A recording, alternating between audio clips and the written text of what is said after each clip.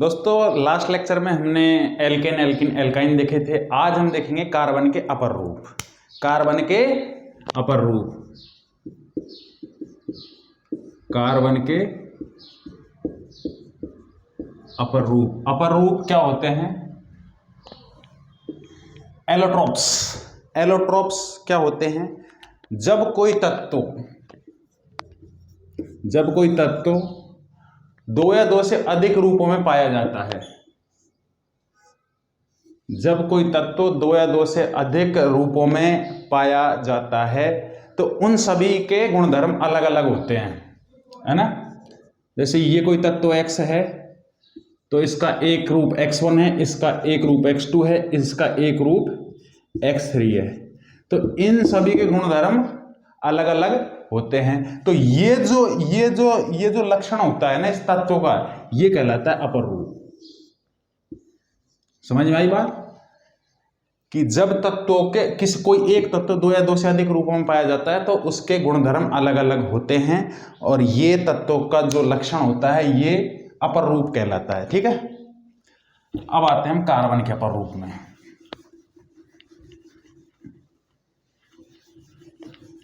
तो कार्बन के दो टाइप के अपर रूप होते हैं। कार्बन के दो टाइप के अपर रूप होते हैं, है ना। पहला अपर रूप होता है क्रिस्टलीय, और दूसरा होता है अक्रिस्टलीय। अब ये क्रिस्टलीय अक्रिस्टलीय क्या होता है? क्रिस्टलीय का मतलब होता है, क्रिस्टलीय कब बनता है? जब तत्वों में परमाणुओं का अरेंजमेंट जो होता है वो एक निश्चित ज्यामिति में होता है। किसका? परमाणुओं का जो अरेंजमेंट है वो निश्चित ज्यामिति में होता है, निश्चित ज्यामिति में होता है, तब संरचना बनती है, उसे क्रिस्टलीय बोलते हैं। और अक्रिस्टलीय में क्या होता है? जो परमाणु होते हैं उनका अरेंजमेंट निश्चित ज्यामिति में नहीं होता है। अब क्रिस्टलीय जो अपर रूप होते हैं उनके एग्जाम्पल कौन कौन से हैं? एक होता है हीरा, ठीक है। दूसरा एग्जाम्पल होता है इसका ग्रेफाइट, और तीसरा एग्जाम्पल होता है इसका फुलरीन, है ना। होते कार्बनी हैं, बस ये अलग अलग रूपों में पाए जाते हैं। अक्रिस्टलीय में क्या क्या होता है? अक्रिस्टलीय में एक होता है कोल, जिसे कोयला कहते हैं। उसके बाद में होता है कोक, और उसके बाद में होता है वुड चारकोल, उसके बाद में होता है जंतु चारकोल, उसके बाद में होता है क्या होता है? काजल। ठीक है, तो एक एक के बारे में बात करते हैं। तो ये देख लो, कार्बन के अपर रूप क्रिस्टलीय और अक्रिस्टलीय। क्रिस्टलीय कौन कौन से रूप होते हैं? क्रिस्टलीय में हीरा, ग्रेफाइट, फुलरीन, और अक्रिस्टलीय के कोल, कोक, वुड चारकोल, जंतु चारकोल और काजल। सबसे पहले बात करते हैं हीरे की। देखो हीरा बनता कैसे है? पहली बात तो ये है, क्या होता है, ये जमीन में पाया जाता है, और ये हीरा होता है प्राकृतिक रूप से मिलने वाला सबसे कठोरतम पदार्थ होता है ना। प्राकृतिक रूप से मिलने वाला कठोरतम पदार्थ होता है ना, कठोरतम पदार्थ होता है।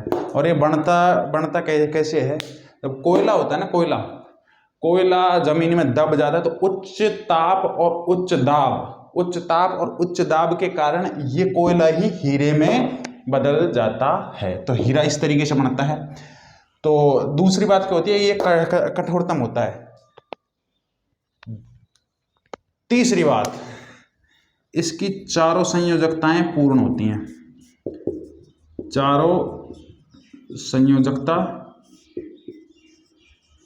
पूर्ण होती हैं, इसलिए विद्युत का कुचालक होता है। क्या होता है? विद्युत का कुचालक होता है। अब ये कठोरतम पदार्थ है तो इसका गलनांक भी बहुत ज्यादा होगा, तो इसका उच्च गलनांक भी होता है। कठोरतम और गलनांक बहुत ज़्यादा होता है, उच्च गलनांक होता है, लगभग 3500 केल्विन के आसपास होता है, ठीक है। और ये विद्युत का कुचालक होता है।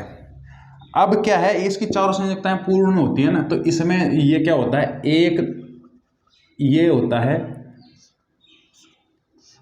और एक इसके पीछे, ये एक कार्बन परमाणु अन्य 4 कार्बन परमाणुओं से जुड़ा होता है। तो ऐसी जो संरचना बनती है उसे चतुष्फलकीय व्यवस्था बोलते हैं, है ना।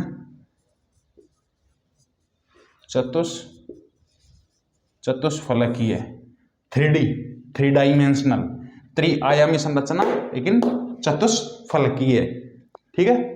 समझ में आ रही बात। क्या क्या, कठोरतम पदार्थ, उच्च गलनांक होता है, चारों संयुक्ता पूर्ण होती हैं। और ये कठोरतम पदार्थ होता है ना, किसकी वजह से कठोरतम पदार्थ होता है, इसमें प्रबल से संयोजक बल पाए जाते हैं, प्रबल से संयोजक बंध की वजह से ये कठोरतम पदार्थ होता है। चारों संयोजकताएं पूर्ण होती हैं, विद्युत का कुचालक होता है, चतुष्फलकीय व्यवस्था पाई जाती है। अब इसके इस्तेमाल क्या क्या हैं, इसका इस्तेमाल क्या कहाँ कहाँ, पहली बात तो ये कांच काटने में इस्तेमाल किया जाता है, कांच काटने, कांच है ठीक है, कांच काटने में। दूसरा किस में इस्तेमाल किया जाता है, आभूषणों में,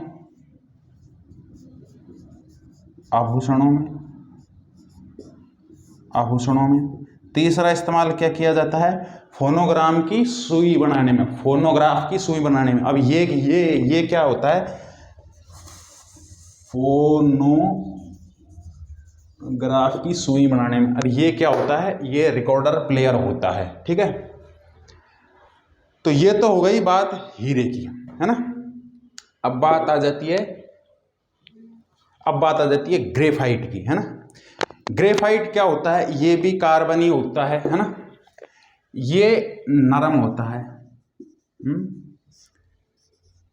चमकदार होता है, ठीक है, और विद्युत का सुचालक होता है। इसमें क्या होता है, इसमें तो एक कार्बन परमाणु चार से बंधा हुआ है। इसमें होता है जो ग्रेफाइट होता है, ये 3 कार्बन परमाणुओं से जुड़ा होता है और इसमें एक द्विबंध के साथ में जुड़ा हुआ होता है। इसमें मुक्त इलेक्ट्रॉन पाए जाते हैं, इसलिए विद्युत का सुचालक होता है। और ग्रेफाइट का एग्जांपल मैं आपको बताता हूँ, ये पेंसिल होती है ना, जो ये पेंसिल होती है ना, इसे बोलते तो लेड पेंसिल है, लेकिन एक्चुअल में ग्रेफाइट की बनी होती है। तो आप देख लो, खूब लाइट में खूब चमक रही है, चिकनी भी है, और ये विद्युत का सुचालक भी होता है, ठीक है। अब इसका इस्तेमाल कहाँ कहाँ किया जाता है, इसका इस्तेमाल देखो, एक तो पेंसिल बनाने में, ठीक है, इसका इस्तेमाल कहाँ कहाँ होता है, पेंसिल बनाने में, ठीक है।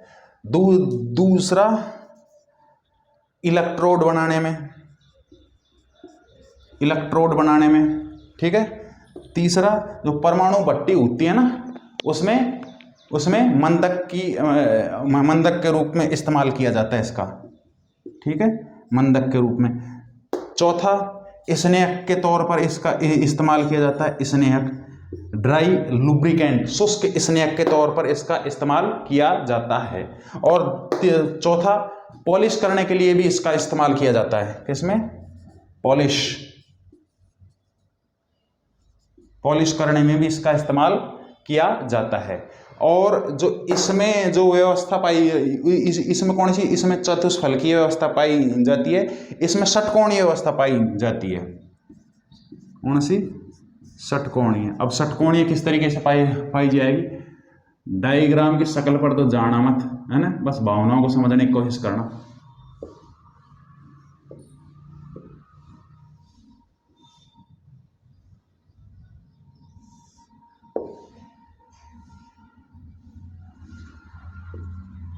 ठीक है ना।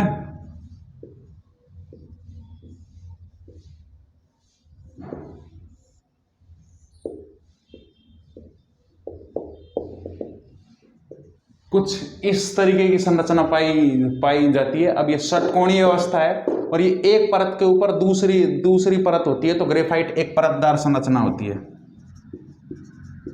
परतदार संरचना होती है। क्या फिर से देखिए, ग्रेफाइट में व्यवस्था होती है जो षटकोणीय व्यवस्था होती है, ये परतदार संरचना होती है, नरम होता है, चमकदार होता है, विद्युत का सुचालक होता है।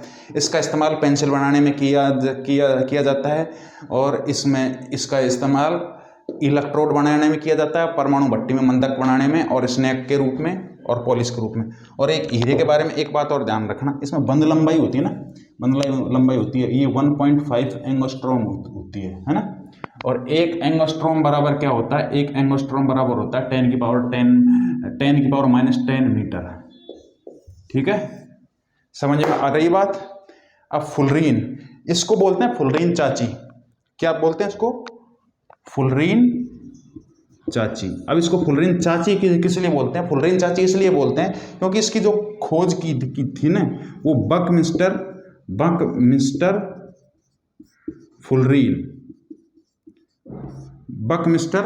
फुलरीन ने की थी। तो ये थे चाचा जी, तो ये इन्होंने इसकी खोज की, तो इसलिए इसको बकमिस्टर फुलरीन चाचा ने खोज की, तो इसलिए इसको फुलरीन चाची कहा जाता है। अब दूसरी बात ये है, इसमें जो फुलरीन होता है ना, इसको बकीबॉल भी बोलते हैं, बकीबॉल भी बोलते हैं। और बकीबॉल किस लिए बोलते हैं? क्योंकि जो इसका शेप होता है ना, वो बॉल के जैसा होता है। और इसमें 32 फलक होते हैं, इसमें 4 फलक होते हैं, इसमें 6 फलक होते हैं। ये षटकोणी होता है, इसमें 32 फलक होते हैं, जिसमें से 20 होते हैं, 20 तो होते हैं षटकोणीय और 12 होते हैं पंचकोणीय। ठीक है, और ये विद्युत का कुचालक होता है। क्या होता है? कुचालक होता है। लेकिन अति उच्च ताप पर ये अति चालक की तरह बिहेव करता है। और फुलरीन होता है ना, फुलरीन होता है, इसके एक अणु में 60 से 70 कार्बन परमाणु पाए जाते हैं। इसलिए इसका जो रूप जो सबसे ज्यादा प्रचलित है वो C60 है, कार्बन 60। ठीक, क्या इसको फुलरीन चाची बोलते हैं क्योंकि इसकी खोज चाचा बकमिस्टर फुलरीन ने की थी। इसको बकीबॉल भी बोलते हैं, इसमें 32 फलक होते हैं, विद्युत का कुचालक होता है। और इसमें जो होता है 20 षटकोणी होते हैं, 12 पंचकोणी होते हैं। ठीक है, और इसमें जो बंद लंबाई होती है ये 1.4 एंगस्ट्रॉम होती है। कितनी होती है? 1.4 एंगस्ट्रॉम होती है। समझ में आई बात? तो क्रिस्टलीय रूप आपके समझ में आ गए होंगे। इसमें हमने हीरा देखा, ग्रेफाइट देखा और फुलरीन देखा। अब एक क्रिस्टलीय की बात कर लेते हैं। वैसे मैं आपकी जानकारी के लिए बता दूं, परीक्षा में जो पूछा जाता है वो ऑलमोस्ट यहाँ से ही पूछा जाता है। एक क्रिस्टलीय रूप से बहुत कम पूछा जाता है, लेकिन फिर भी हम देखते हैं। कोल क्या होता है? कोल इंग्लिश का शब्द है जिसको हिंदी में कोयला कहते हैं। ये क्या होता है? कोयला होता है ना। अब कोयला होता है तो ये कौन सा कोयला होता है? ये वो कोयला होता है जो जमीन से निकलता है। और ये कैसे बना था? ये कार्बोनिफेरस युग में जब पेड़ पौधे जमीन के अंदर समा गए तो वो उच्च ताप और उच्च दाब के फलस्वरूप कोयले में परिवर्तित हो गए। तो ये क्या बना? कोयला। ठीक है, अब कोक क्या है? कोयले का थोड़ा सा शुद्ध रूप है ये, है ना। क्या है? इसका थोड़ा सा शुद्ध रूप। ये भी मिनरल कोल, ये मतलब जमीन से ही इसको निकाला जाता है। ठीक है, इसका थोड़ा सा शुद्ध रूप है। और ये दोनों ही धुआं के साथ में जलते हैं और ये प्रदूषण फैलाते हैं। और इनका इस्तेमाल क्या होता है? इनका इस्तेमाल कहाँ पर होता है? जैसे कोई मेटल की जो बड़ी बड़ी इंडस्ट्री होती हैं, जहाँ पर धातु को परिष्कृत किया जाता है, वहाँ पर इनका इस्तेमाल किया जाता है। दूसरा, जो थर्मल पावर होते हैं, जहाँ पर थर्मल पावर में जो बिजली बनाई जाती है, तो वहाँ पर पानी को गर्म करने के लिए भी इसका इस्तेमाल किया जाता है। अब ये आता है वुड चारकोल। वुड चारकोल क्या होता है? वुड का मतलब होता है लकड़ी जिसे कास्ट बोलते हैं, चारकोल मतलब कोयला। अब ये किस तरीके से बनाया जाता है? लकड़ी का अपूर्ण दहन कराया जाता है। किसका? लकड़ी का अपूर्ण दहन कराया जाता है तो ये बनता है वुड चारकोल। और जंतु चारकोल क्या होता है, जब जंतुओं की जो हड्डियां होती हैं ना उनका अपूर्ण दहन कराया जाता है तो ये जंतु चारकोल बनता है। ठीक है, अब इनका कहाँ पर इस्तेमाल होता है, तो ये जंतु चारकोल का जो इस्तेमाल किया होता है ना, ये खासकर कौन सी इंडस्ट्री में होता है, शुगर इंडस्ट्री में होता है। जो चीनी बनाई जाती है उसको डीकलराइजेशन के लिए कार्बन टेबलेट्स का इस्तेमाल किया जाता है और वो टेबलेट्स जंतु चारकोल की ही बनी होती हैं। लेकिन हाँ, कुछ जगह पर कुछ इंडस्ट्री वुड चारकोल का भी इस्तेमाल करते हैं। ठीक है, अब काजल किस तरीके से बनता है, काजल बनता है ये वुड चारकोल को पीसने के बाद में, या फिर इसको बर्न करेंगे तो भी काजल बनेगा। अब सबसे महत्वपूर्ण बात, काजल का क्या इस्तेमाल होता है, तो काजल किसी को भी घायल करने के लिए काम में आता है। क्या काजल कौन से काम आता है, घायल करने के काम में आता है, घायल करने के काम में आता है। वो आपने सुना होगा ना, तेरी आँखें का ये काजल, तो ये यहाँ घायल करने के काम आता है। ऐसा नहीं है, ये तो जस्ट फॉर जोक। लेकिन काजल का जो इस्तेमाल होता है वो प्रसाधन सामग्री वगैरह बनाने में किया जाता है। ठीक है, तो इसको एक बार फिर से देख लीजिए। कार्बन के दो प्ररूप, क्रिस्टलीय और अक्रिस्टलीय। क्रिस्टलीय में हीरा, ग्रेफाइट, फुलरीन। क्रिस्टलीय क्या होता है, इसमें परमाणुओं का अरेंजमेंट निश्चित ज्यामिति में होता है, और अक्रिस्टलीय में परमाणुओं का अरेंजमेंट निश्चित ज्यामिति में नहीं होता है। क्रिस्टलीय में हीरा, ग्रेफाइट, फुलरीन। हीरे की क्या खास बात होती है, ये प्राकृतिक रूप से मिलने वाला कठोरतम पदार्थ होता है और इसमें प्रबल से संयोजक बंध होते हैं, जिसकी वजह से ये कठोर होता है। कठोर है तो इसका मेल्टिंग पॉइंट भी बहुत ज़्यादा हाई होगा। चारों संयुक्ताएं पूर्ण होती हैं इसकी, इसलिए विद्युत का कुचालक होता है। और इसमें चतुष्फलकीय व्यवस्था पाई जाती है ना। और इसमें बंध लंबाई होती है ये 1.5 एंगस्ट्रॉम होती है। इसका इस्तेमाल कांच काटने में, आभूषणों में और फोनोग्राफ की सुई बनाने में इसका इस्तेमाल किया जाता है। ग्रेफाइट क्या होता है, ये परतदार संरचना होती है, ये नरम होता है और षटकोणीय होता है, चमकदार होता है और विद्युत का सुचालक होता है। और इसमें ये क्या होता है कि हीरे में तो चारों संयुक्ताएं कार्बन के द्वारा पूर्ण होती हैं, इसमें 3 संयुक्ताएं होती हैं और जिसमें से एक में डबल बॉन्ड होता है, तो इसलिए इस तरीके से इसकी चारों संयुक्ताएं पूर्ण होती हैं। इसका इस्तेमाल कहाँ होता है, पेंसिल बनाने में होता है, इलेक्ट्रोड बनाने में होता है और परमाणु भट्टी में मंदक के रूप में होता है। शुष्क स्नेहक के तौर पर इसका इस्तेमाल किया जाता है और इसका पहले पॉलिश करने में भी इसका इस्तेमाल किया जाता है। फुलरीन चाची क्या होता है, क्योंकि इसकी खोज बकमिस्टर फुलरीन ने की थी। इसको बकीबॉल भी कहते हैं। इसमें 32 फलक होते हैं, 20 षटकोणीय होते हैं, 12 पंचकोणीय होते हैं। ये विद्युत का कुचालक होता है और बंध लंबाई 1.4 एंगस्ट्रॉम होती है, लेकिन अति उच्च ताप पर ये अतिचालक की तरह बिहेव करता है। अक्रिस्टलीय में कोल, कोक, वुड चारकोल, जंतु चारकोल, काजल। कोल होता है ये जमीन से निकलने वाला कोयला होता है, इसका थोड़ा शुद्ध रूप होता है कोक होता है और ये थर्मल पावर में और मेटल इंडस्ट्री में इनका इस्तेमाल किया जाता है। वुड चारकोल कैसे बनता है, लकड़ी का अपूर्ण दहन करने पर ये वुड चारकोल बनता है। जंतु चारकोल हड्डी का अपूर्ण दहन कराने पर वुड चारकोल बनता है। काजल इसको पीस करके बनाया जाता है और ये घायल करने के लिए काम में आता है। ठीक है, अब ये तो हो गए कार्बन के अपर रूप, है ना। अब इसके अलावा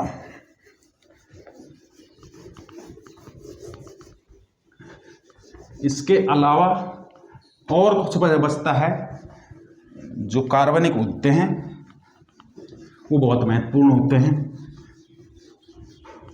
कुछ ऐसे पदार्थ हैं जो कार्बनिक होते हैं और महत्वपूर्ण हैं और वहां से सवाल बनते हैं, तो उनके बारे में थोड़ा देख लेते हैं।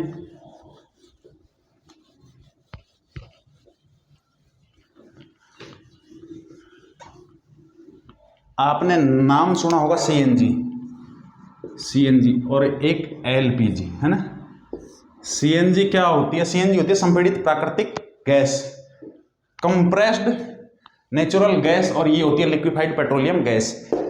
जब क्या होता है, जब जमीन में जहाँ पर पेट्रोलियम पदार्थ मिलते हैं वहाँ पर जब बोर किया जाता है तो सबसे ऊपर मिलने वाली, सबसे ऊपर जो मिलता है ना वो गैस ही मिलती है ना, जिसे नेचुरल गैस बोलते हैं ना।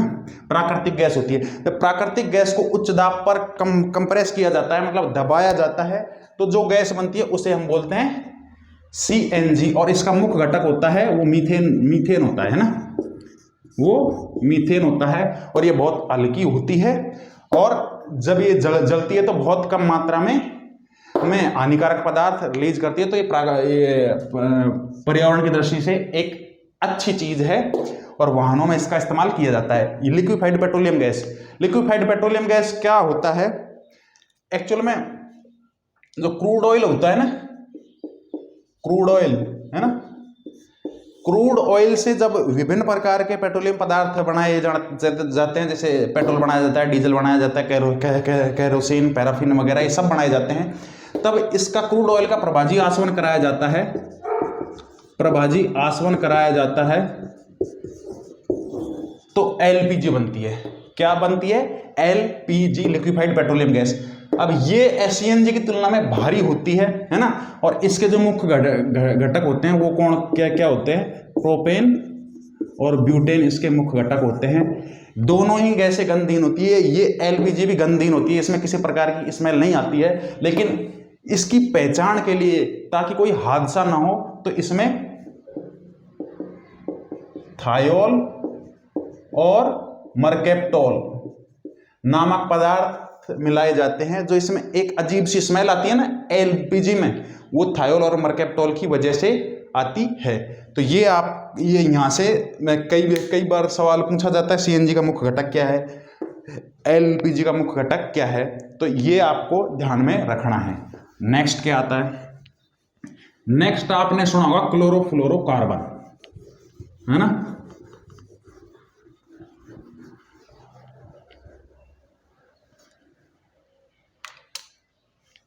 जिन्हें बोलते हैं हम CFC, क्लोरोफ्लोरोकार्बन, है ना, क्लोरोफ्लोरोकार्बन, जैसे फ्रियोन भी बोलते हैं ना, फ्रियोन। अब ये बनता कैसे है? फ्रियोन किस तरीके से बनता है? कार्बन टेट्रा क्लोराइड होता है, उसकी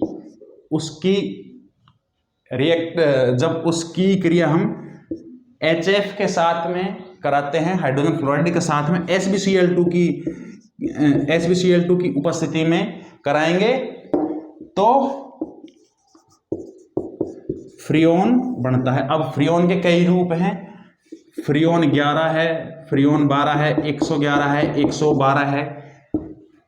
ये बात जरूर ध्यान रखना, CFC क्लोरोफ्लोरोकार्बन जिसका एग्जाम्पल फ्रियोन है, फ्रियोन 11, 12, 111, 112, इनका इस्तेमाल कहाँ होता है? इस्तेमाल बहुत महत्वपूर्ण है। इस्तेमाल कहाँ पर होता है? जो फ्रिज होते हैं ना, जिन्हें हम रेफ्रिजरेटर बोलते हैं, और एयर कंडीशनर जो AC होती है ना, इनमें जो गैस भरी जाती है वो फ्रियोन, यही होती है, फ्रियोन गैस ही होती है। लेकिन ये क्या होती है? ये पर्यावरण की दृष्टि से बिल्कुल भी सही नहीं है। ठीक है, अब बात करते हैं, अब नेक्स्ट देखते हैं हम, ये सब ऑर्गेनिक मटेरियल ही है ना। अब देखते हैं हम रेशे, पॉलीमर बोलते हैं जिसे, बहुलक, रेशे नहीं, बहुलक, है ना, जिन्हें क्या बोलते हैं? बहुलक, पॉलीमर बोलते हैं जिसे हम पॉलीमर, है ना। तो बहुलक होते हैं ना, वो 2 टाइप के होते हैं। कितने टाइप के होते हैं? 2 टाइप के। एक तो होते हैं प्राकृतिक, जिन्हें हम नेचुरल बोलते हैं, दूसरे होते हैं कृत्रिम या संश्लेषित, जिसे हम सिंथेटिक बोलते हैं। क्या बोलते हैं इसे? सिंथेटिक बोलते हैं, है ना। अब प्राकृतिक बहुलक कौन से हैं? जो प्रकृति में मिलते हैं। अब प्रकृति में मिलने का मतलब ऐसे नहीं है कहीं पर गए रखा हुआ मिल गया, ऐसे नहीं है। मतलब कुछ प्राकृतिक पदार्थों से ही, जो प्राकृतिक वस्तु है उनसे ही इनको बनाया जाता है। तो खास करके इसके कहाँ से बनते हैं? खास करके सारी ये बनते हैं, ये मिलते हैं पेड़ पौधों से। ठीक है, कहाँ से? पेड़ पौधों से। तो पेड़ होता है, एक पेड़ होता है ईविया ब्रेसिलेंसिस, ईविया ब्रेसिलियंसिस,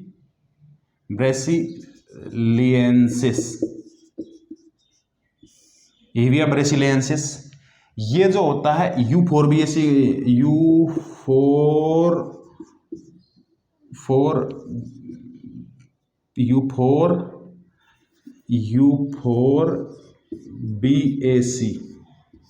ये यूफोरबिएसी परिवार का होता है ना, हीविया ब्रेसिलेंसिस। इससे रबर प्राप्त किया जाता है, इसको रबर ट्री भी बोलते हैं, ये रबर ट्री का बोटेनिकल नेम है। लेकिन ये जो रबर ट्री पाया जाता है ना, ये जो रबर ट्री पाया जाता है, ये खासकर साउथ अमेरिका में पाया जाता है। ठीक है, तो और जो इंडियन रबर ट्री होता है ना, वो होता है इलास्टिका,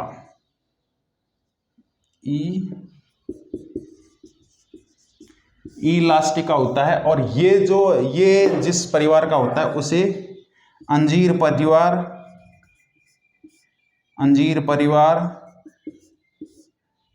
या इसको मलबेरी परिवार भी बोलते हैं। मलबेरी परिवार का प्लांट है, इलास्टिका बोलते हैं जिसे। इलास्टिका क्या, प्राकृतिक रबर जो मिलता है हीविया ब्रेसिलेंसिस से, यूफोरबिएसी से, इसको भी रबर प्लांट है, ये साउथ अमेरिका में पाया जाता है। जो इंडियन रबर ट्री है वो इलास्टिका है, और जो अंजीर परिवार का है जिसे मलबेरी परिवार भी बोलते हैं। और जो प्राकृतिक रबर होता है ना, प्राकृतिक रबर होता है, उसका केमिकल नेम होता है, कई एग्जाम्स में पूछा जाता है, आइसोप्रीन। क्या होता है? आइसोप्रीन। क्या होता है? आइसोप्रीन। समझ में आ गई बात? अब हम चलते हैं संश्लेषित की तरफ, है ना।